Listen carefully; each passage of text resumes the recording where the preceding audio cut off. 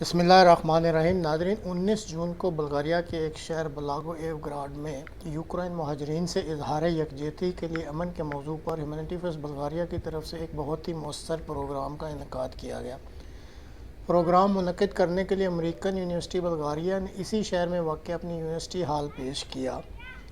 یہ جو آپ تصویریں دیکھ رہے ہیں یہ اسی یونیورسٹی کے ہیں۔ پروگرام کا آغاز 15 کبوتروں کو فضا میں آزادی سے زندہ رہنے کے لیے ہوا میں اڑایا گیا۔ یہ جو تصویر آپ دیکھ رہے ہیں اس وقت جو ہے وہ جو شاملین ہیں انہوں نے کبوتر ہاتھ میں پکڑے ہوئے ہیں۔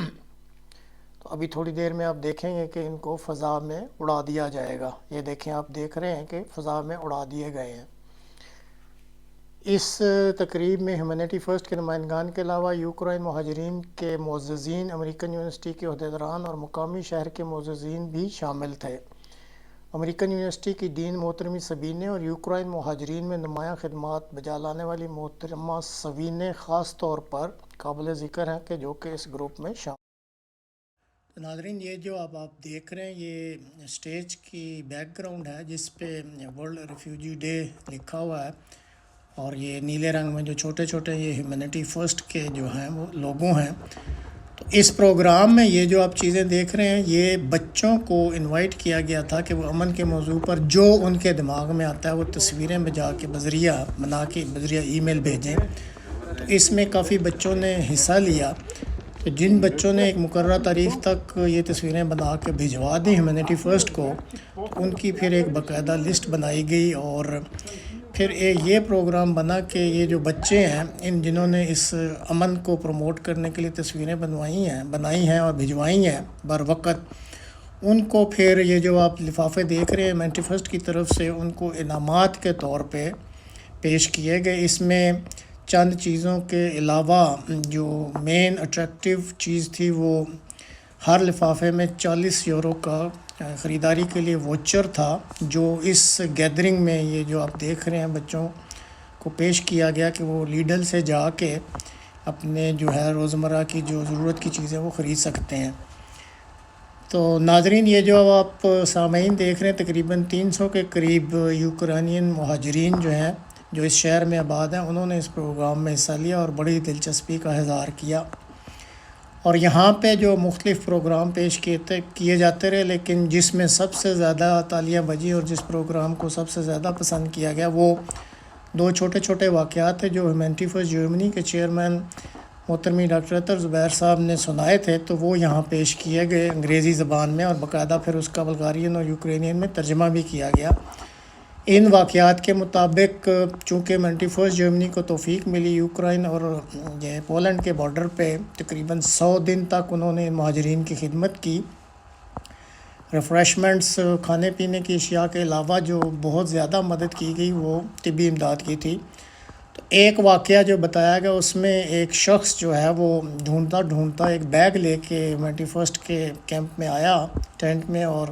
کہنے لگا کہ مجھے بہت بڑی تلاش تھی، بہت بڑے کافی دنوں سے میں آپ کی تلاش میں تھا۔ پوچھنے پر اس نے بتایا کہ مجھے 11 دن بنکر میں رہنے کا موقع ملا اور کچھ کھانے پینے کو نہیں ملتا تھا، تو جو پہلی چیز کھانے کو ملی وہ یہ بیگ تھا جس میں اشیاء تھیں اور اس کے اوپر آپ کا لوگو لگا ہوا تھا۔ تو میں نے عہد کیا کہ میں نے جا کے آپ کا خود شکریہ ادا کرنا ہے۔ وہ تو شکریہ ادا کر کے چلا گیا اور روتا جا رہا تھا، لیکن حیرت کی بات کہ اس کے پیچھے ایک اور شخص کھڑا تھا جو کہ جس کا تعلق اسپین سے تھا۔ اس نے جب یہ سٹوری سنی تو وہ اتنا امپریس ہوا ہیومینٹی فرسٹ کے اس قربانی کے جذبے سے کہ اس نے کہا کہ میں بھی آپ کو کچھ عطیہ دینا چاہتا ہوں، اور 2-3 دن کے بعد وہ 20,000 یورو کی یہ اشیاء لا کے ہیومینٹی فرسٹ کو اس نے دی، اور اس نے کہا کہ آپ بہت اچھا کام کر رہے ہیں، پلیز یہ آپ مزید آگے جو یوکرینین کو تقسیم کر دیں۔